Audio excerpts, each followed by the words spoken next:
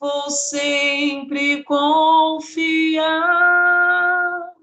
no grande amor do Salvador, até o fim chegar.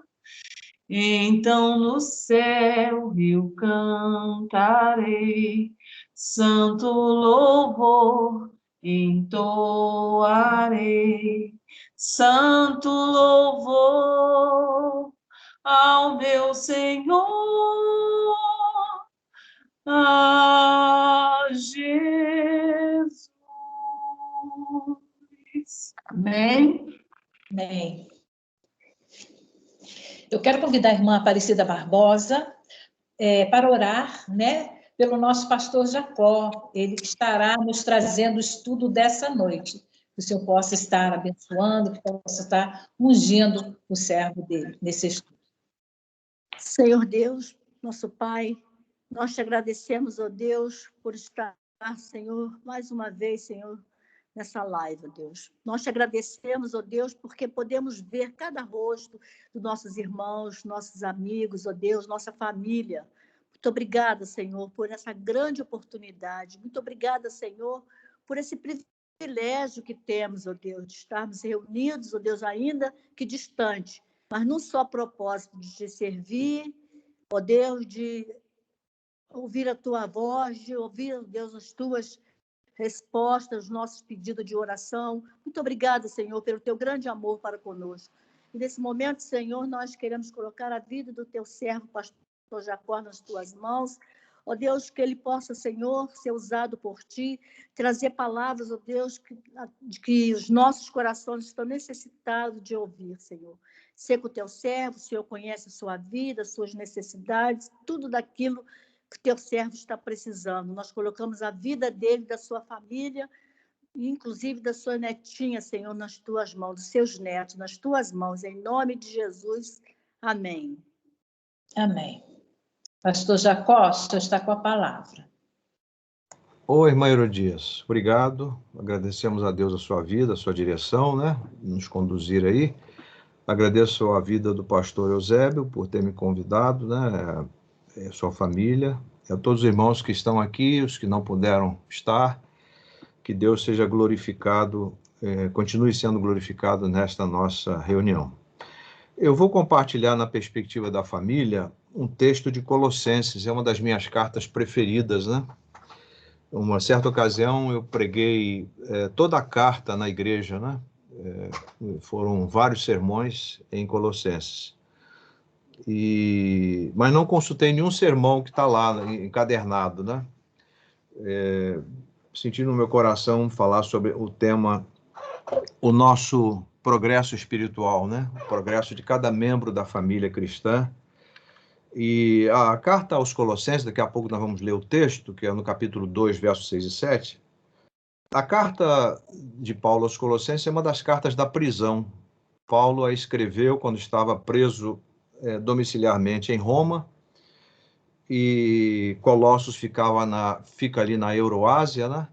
E ficava na Macedônia, e essa carta foi escrita no ano 61 AD, ano Domini, e Paulo quis combater a heresia colossense, que era uma mistura, um mix, né, de circuncisão com religiões de mistério, né? E outras heresias. Então, Paulo quis enquadrar o pessoal, mostrando, e o tema da carta é a supremacia e plena suficiência de Cristo. A supremacia e a plena suficiência de Cristo é o tema da carta aos Colossenses. Mas hoje nós vamos falar sobre o nosso progresso espiritual como famílias. Então vamos atentar lá. A irmã Cida já orou por mim, não vou orar de novo. Colossenses 2, 6 e 7. Colossenses, capítulo 2, versos 6 e 7. Vou pedir ao irmão Eduardo que leia para nós, abra o microfone, por favor, e leia Colossenses 2, 6 e 7 na sua versão. Por gentileza, não sei qual é a sua versão, se é a revista atualizada, se é a revista corrigida, se é a NVI, Nova Versão Internacional. se é a Bíblia de Jerusalém, eu não sei qual é a sua versão. Também, irmão. Estou usando aqui a século XXI, tá bom? Ah, então, tá certo. Então, essa é os melhores textos. Essa é a Bíblia Batista, né? Essa é a antiga revista corrigida da imprensa bíblica brasileira. Os irmãos sabem, não sei se os irmãos sabem, mas foi a primeira imprensa bíblica do país, foi a nossa imprensa. Infelizmente, né, com a decadência da Juerp, os seus direitos foram cedidos para Edições Vida Nova e Agnus.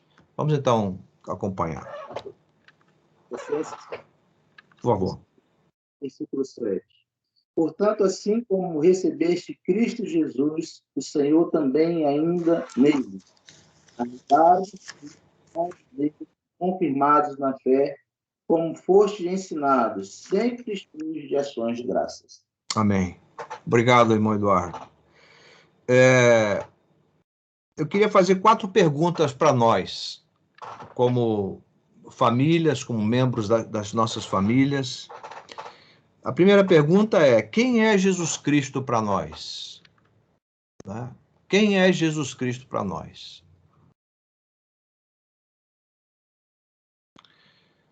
Segunda pergunta, isso é para nós refletirmos, porque o Senhor faz perguntas, né, na sua palavra, e nós só aprendemos quando fazemos perguntas.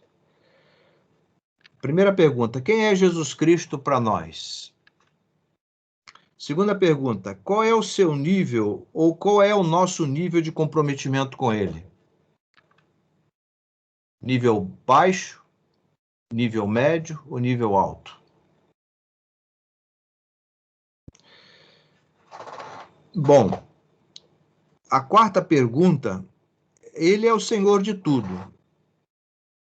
Essa é uma afirmação. Agora a pergunta, o nosso estilo de vida corresponde a essa certeza de que Ele é o Senhor de tudo? Será que o nosso dia a dia, como membros da Igreja de Jesus Cristo, membros de família, como família, será que o nosso dia a dia tem sido marcado, estigmatizado pela supremacia e plena suficiência de Cristo, que é o alicerce para o nosso crescimento espiritual?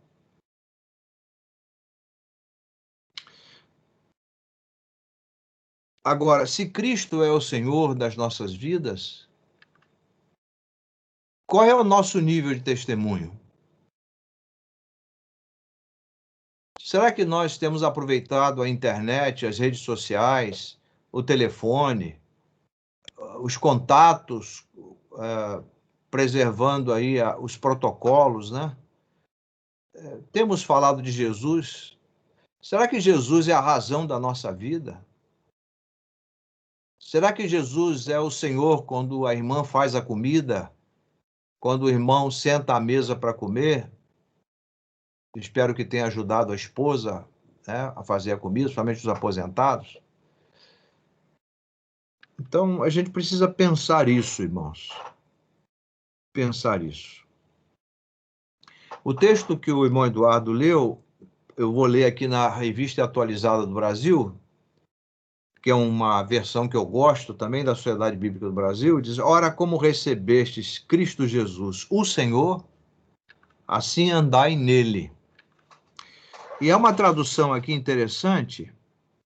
Portanto, visto que, citada pelo Dr. Shedd, que tem um livro, um comentário, um pequeno comentário de Colossenses, o Dr. Shedd tem esse comentáriozinho aqui, o falecido Dr. Shedd, né, de saudosíssima memória, andai nele, exposição bíblica, ele cita: portanto, visto que Jesus foi entregue a vós, porque aqui fala recebestes, a ideia é de entrega. Eu vou explicar. Então, o texto, esse versículo 6, literalmente seria: portanto, visto que Jesus foi entregue a vós como Cristo e Senhor, continuai vivendo conforme esse fato dele ser o vosso Senhor. Às vezes a gente fala errado: eu aceitei a Cristo. Ninguém aceita Cristo, mas todos recebem a Cristo. Não é aceitar, é receber. né? Ah, eu aceitei Cristo como meu Salvador. Jesus não se aceita, se recebe. Porque ele é o dom, né? Ele é o presente do Pai para a nossa salvação. Então, primeiro ponto, a primeira lição que eu quero considerar com todos nós aqui, como famílias, é receber a Cristo como Senhor. Receber a Cristo como Senhor. A ideia aqui do texto é que esse recebimento, essa nossa vida entregue a Cristo e recebendo como Senhor, é uma ideia do ensino rabínico, ou seja, os rabinos ensinavam, eles transmitiam a tradição e o povo recebia a tradição e vivia conforme a tradição. Então, pela pregação, pelo ensino, nós conhecemos a Cristo e nós o recebemos como Salvador e Senhor. Isso não é um discurso da mente, é uma verdade absoluta de que um dia ele se tornou Salvador e Senhor nosso. Aliás, Salvador e Senhor são dois elementos, duas palavras que estão juntas. Elas são inseparáveis. Não é possível você e eu recebermos a Jesus como Salvador se ele não será o Senhor. Quando nós recebemos a Cristo, nós estamos recebendo o Salvador e o Senhor. É claro que esse senhorio ele vai se desenvolvendo nas nossas vidas no processo da existência. À medida que nós vamos nos descolando do nosso egocentrismo, Jesus Cristo passa a ser o centro das nossas vidas. Assim como vamos nos desassemelhando de nós mesmos, nós vamos nos tornando semelhantes a Ele. Então, Paulo diz, assim como recebestes a Cristo, né? Assim andai nele. Interessante que esse andai nele, o verbo andar aqui está no imperativo. Né? Está no imperativo, ou seja, não há opção. Se um dia nós, como pessoas, famílias, recebemos a Cristo como Salvador, nós o recebemos como Senhor e devemos andar nele, a ordem. Porque ele não nos obrigou a recebê-lo. Ele nos alcançou. Deus em Cristo nos atraiu para sermos discípulos e discípulas, sermos servos e servas. O discípulo, a discípula é conduzida pelo Senhor, ou pelo Mestre. E o servo e a serva são conduzidos pelo Senhor. Há um imperativo, há uma ordem, há uma autoridade sobre a qual nós estamos. Então nós temos que andar assim. Esse andar significa comportamento. A nossa maneira de agir deve ser fruto do nosso modo de crer, da nossa fé em Cristo. Ou seja, não nosso modo, né, mas a nossa fé em Cristo. A nossa fé em Cristo vai determinar o nosso modo de viver, que é o modo de Cristo. A maneira dele viver. Se nós olharmos para a pessoa e obra de Cristo, nós vamos vê-lo absolutamente submisso ao Pai. E muitas vezes nós não nos submetemos a Cristo. Não o consultamos. Não temos as nossas devocionais diárias Nós muitas vezes vivemos uma vida religiosa, circunscrita às reuniões de oração, ao templo, ou agora pelas redes sociais, virtualmente, mas falta-nos aquela intimidade que ninguém precisa ficar sabendo, só nós e o Senhor. Você e ele, eu e ele. E ele fala aqui, ele usa duas expressões, uma da botânica e outra da arquitetura. E aqui está, nele radicados. Então, se andamos nele, ou se a ordem é nos comportarmos conforme os seus ensinos, conforme a sua lei, né? Conforme o reino, nós somos súditos do rei, no reino, fazemos parte do reino. Então, nele radicados, ou seja, enraizados, criar raízes, firmemente arraigado, arraigada. Não está sendo fácil para nós esse tempo que a gente está vivendo. Pandemia, perda de entes queridos, criança no hospital, né? Já vai para 3 meses, né? Eu não tive coragem hoje de ver ela tomando banho com aquele tubo da traqueostomia. Estou criando coragem para vê-la, não fui ainda no hospital, questão da Covid e tal. Mas eu preciso estar enraizado, a minha esposa, os pais dela, os tios, todos nós precisamos estar enraizados, tendo raízes profundas, sendo alimentados pelos nutrientes que vêm diretamente de Cristo na sua palavra, na sua revelação. Porque a vida cristã, meus irmãos, não é uma vida de facilidades, não é uma vida só de bonança, é uma vida de turbulência, de aflições, é uma vida de cruz, de sofrimento também. E o sofrimento nos aperfeiçoa. E Paulo fala, radicados, e eu que gosto de trabalhar com a terra, né? A minha terra, aí os irmãos que compraram aí, diz que a terra é rica, começa a nascer tomate, um monte de coisa.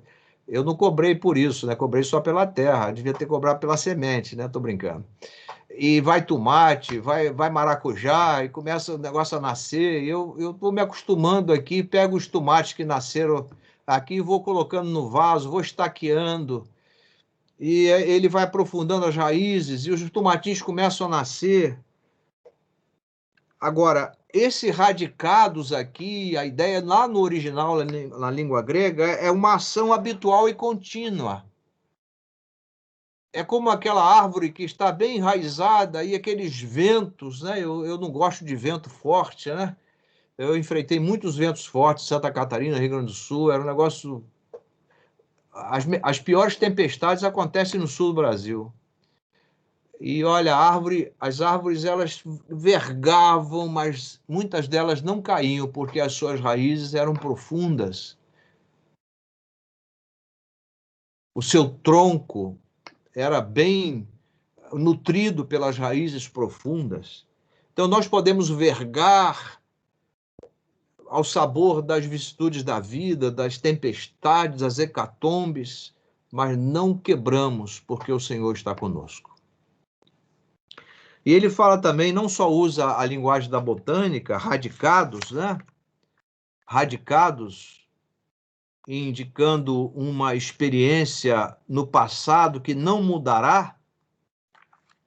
Uma vez, meus irmãos, em Cristo, quebrou a ponte, não há como voltar. Não tem esse negócio de perder a salvação. Uma vez salvo, uma vez salva, salva para sempre. E aí ele usa a segunda expressão que vem da arquitetura, edificados. E esse edificados aqui é fundamento firme e sólido. Interessante, sugere o prédio em construção. E um estudioso britânico, ele traduz assim, esse radicado, sendo edificados hora após hora. E o Dr. Shedd continua: as pedras vivas lavradas por Deus estão sendo colocadas no templo vivo da ressurreição. Como famílias, como pessoas, nós somos essas pedras vivas, que são vivas por causa da pedra angular, a pedra que segura todas as pedras, é fundamental, absoluta para a nossa vida, para a nossa segurança. E aí Paulo, no segundo verso, nele radicados, edificados e confirmados na fé. Essa fé é o cimento dessa construção. Essa fé na verdade, é a adubação, são os nutrientes que as raízes da árvore absorvem. É interessante, né? Confirmados na fé. Nele confirmados, ou seja, tudo deve confirmar a convicção do crente na fé. Se nós recebemos a Cristo Jesus como Senhor e estamos andando nele, radicados e edificados e confirmados na fé, nós vamos crescer em ações de graças. Esse é o ponto que eu quero considerar aqui. Crescendo em ações de graças. Você já foi grato hoje, grata? Já agradeceu a noite de sono, um novo dia? Já agradeceu a tão grande salvação? Já agradeceu a família? Já agradeceu a igreja? Já agradeceu o país, o trabalho, o sustento, a saúde? Já agradeceu? Paulo magistralmente diz assim: em tudo dai graças, porque esta é a vontade de Deus em Cristo Jesus para convosco. Quantas vezes você e eu nos sentamos à mesa, a esposa põe ali, o esposo, eu ajudo minha mulher a botar as coisas na mesa. Filha, você quer que eu ajude alguma coisa? Faça uma omeletezinha de oropronobis. Já comeram oropronobis? Nunca comeram? Estão perdendo. Oropronobis tem muitas vitaminas, né? E foi o alimento de muitas famílias pobres, que as cercas da sua casa tinham oropronobis que subia, né? É uma folha meio gosmentazinha, mas com muitas vitaminas e minerais. Tem até comprimidos hoje de oropronobis. E aí eu vou lá, depois me assento com ela e agradeço a Deus. Eu sou o orador oficial. Eu agradeço a Deus o alimento. Meus irmãos, nós temos que ser tomados pela gratidão. Pai, eu te agradeço por quem tu és, Deus bendito eternamente. Te agradeço pela revelação da tua palavra. Te agradeço porque, apesar desta pandemia, o Senhor tem me mantida firme. Eu sou fraco, eu sou fraca, mas tu, Senhor, és forte. Eu te agradeço. Agora, um autor, um erudito, diz que esse crescendo em ações de graças é um convite para tomar parte do hino cristológico, que está no capítulo 1, de 15 a 20, que Paulo diz assim: este é a imagem, isso aqui é um cântico, capítulo 1, de 15 a 20 de Colossenses: este é a imagem do Deus invisível, primogênito de toda a criação, pois nele foram criadas todas as coisas no céu, sobre a terra, as visíveis e as invisíveis, sejam tronos, sejam soberanias, quer principados, quer potestades, tudo foi criado por meio dele e para ele. Ele é antes de todas as coisas, nele tudo subsiste. Ele é a cabeça do corpo da igreja, ele é o princípio, o primogênito dentre os mortos, para em todas as coisas ter a primazia, a preeminência, a primariedade, né? Primariedade, porque aprouve a Deus que nele residisse toda a plenitude, e que, havendo feito a paz pelo sangue da sua cruz, por meio dele reconciliasse consigo mesmo todas as coisas, quer sobre a terra e quer sobre os céus. Então, esse crescer em ações de graças, o crescendo aqui está no gerúndio, é um processo, esse crescendo em ação de graças é um hino. Eu já compartilhei com os irmãos aqui que eu gosto muito de orar nos hinos, nas letras dos hinos do cantor cristão. É uma riqueza, meus irmãos. É uma riqueza. Agora vocês pensam, eu já disse isso na igreja, né? Talvez aqui virtualmente. Os irmãos pensam que esses hinos lindíssimos que o irmão Paulo cantou ainda há pouco, os irmãos acham que esses hinos lindíssimos foram feitos por pessoas que tinham a vida na bonança, uma vida de mordomia, uma vida de enseada. Não, meus irmãos. Uma vida de mares revoltos, uma vida de enfermidades, de perda de entes queridos, vida difícil, de doença terminal, de cegueira, de um advogado que perdeu suas 3 filhas, que escreveu: se paz a mais doce me deres gozar, se dor a mais forte sofrer. O homem perdeu 3 filhas e compôs esse hino que faz parte da galeria dos hinos mais lindos da hinologia cristã. Fruto de sofrimento, mas de gratidão a Deus também. Eu acredito que Spafford, o brilhante advogado de Chicago que escreveu esta letra do hino 398, ele agradeceu às suas filhas que haviam sucumbido no Mar do Norte, perto da Inglaterra, naquele naufrágio. Eu quero terminar, meus irmãos, já passei aqui, as 3 descrições da vida cristã. Vamos guardar isso aqui, as 3 descrições da vida cristã. A primeira descrição: radicados, enraizados. Nós estamos radicados, enraizados em Cristo. Se alguém tentar arrancar a nossa vida, como alguém tenta arrancar uma árvore, vai arrancar junto com Cristo. Cristo vai junto.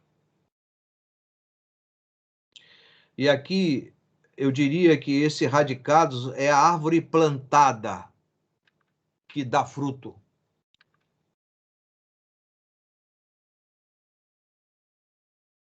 Às vezes a gente sofre, né, irmãos, com pessoas que nos prejudicam com palavras ferinas, jogando pedras em nós. Mas quero dizer uma coisa para os irmãos que eu aprendi com o velho obreiro: ninguém joga pedra em árvore que não dá fruto.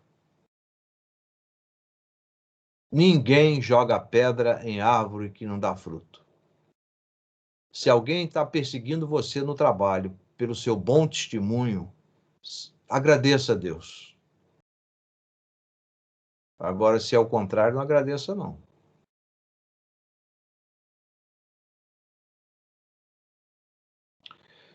Eu fico vendo a CPI, me dá asco, né?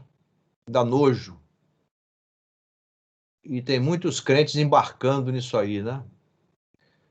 Eu não sou bolsonarista, não, tá, gente? Mas o que tem feito, o que fizeram com aquele general, ele pode ter culpa, ele pode ter errado. Quem não erra? Aqui não é a palavra política, não, tá, irmão? Só para observar. Quem não erra? Quem de nós não erra? Mas ali estava um bando de hipócritas, com raras exceções.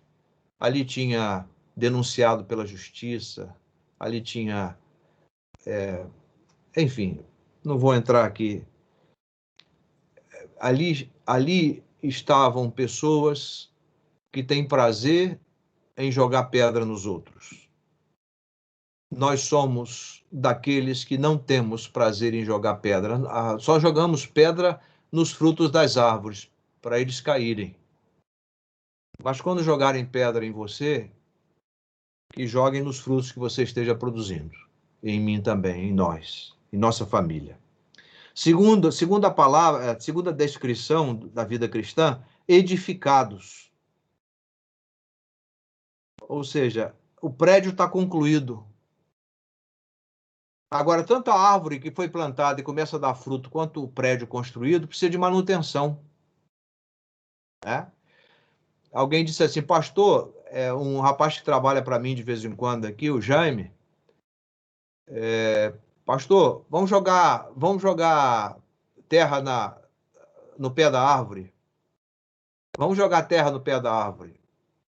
E quanto mais terra boa você jogar, mais a árvore vai gostar. Terra dá a ideia de humus, de humildade. Quanto mais formos humildes, mais nós vamos sendo edificados, enraizados, crescendo. Aqui radicados, a árvore plantada que dá fruto, edificados, o prédio já construído e confirmados. A terceira descrição, confirmados. Ou seja, aqui a ideia do original é um contrato que é ratificado e tornado obrigatório. O contrato está assinado, as firmas estão reconhecidas, o contrato está firmado, está confirmado.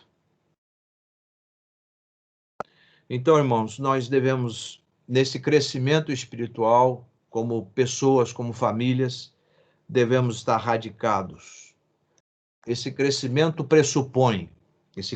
espiritual pressupõe. E lembre que Pedro termina a sua segunda carta dizendo, antes crescei. O verbo ali está no imperativo, aqui está no gerúndio. Antes crescei na graça e no conhecimento de nosso Senhor e Salvador Jesus Cristo. Então, radicados, edificados, confirmados.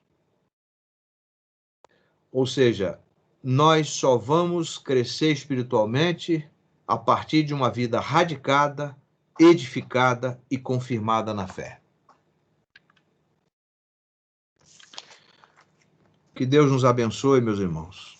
E os irmãos lembram muito bem daquilo que Jesus falou lá, daquele homem que construiu a sua casa sobre a rocha. Nós estamos edificados sobre Cristo, nós estamos radicados sobre Cristo. Nós estamos confirmados na fé em Cristo. Nós crescemos em Cristo, com gratidão no nosso coração. Vamos ser gratos, irmãos. Vamos ser gratos até pelos momentos difíceis. As coisas acontecem na nossa vida porque Deus permite na sua soberania. Tudo o que acontece é para a glória dele, para os seus filhos, é para a glória dele, para o nosso crescimento, para o nosso amadurecimento, para a nossa maturidade espiritual.